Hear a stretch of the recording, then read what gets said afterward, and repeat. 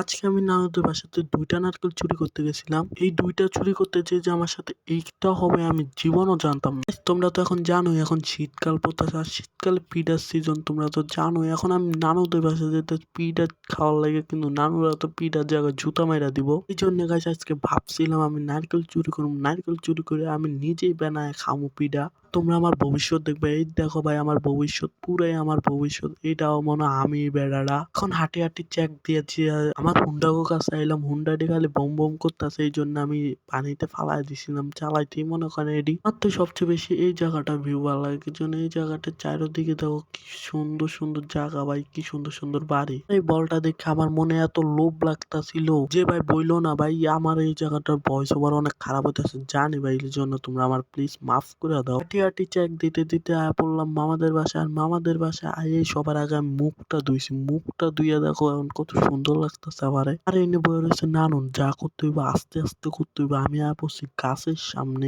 এখন ভাই ক্যামেরা ধরার কেউ নেই এই জন্য আমি গাছে উঠতে হইব। তো এখন একটু পর দেখা হবে। চারটে নারকেল ফালানোর আওয়াজ শুনে আমার মামাতো ভাই আমার কাছে আয়া পড়ছে আর আমার যে ভয় লাগতেছে কোন চুমকি আয়া পড়ে আমি খালি গেটের দিকে তাকাইতাছিলাম। আমার কিছু মাথায় আইতাছিল না আমি কিভাবে এই নারকেলটি নিয়ে যাম। তোমরা যদি পার্ট 2 চাও ভাই প্লিজ কমেন্টে বলো। আর আমি এখন জায়গা ভাই আমার কোন চুম নানু আয়া পড়ে ভাই এখনই আয়া পড়বে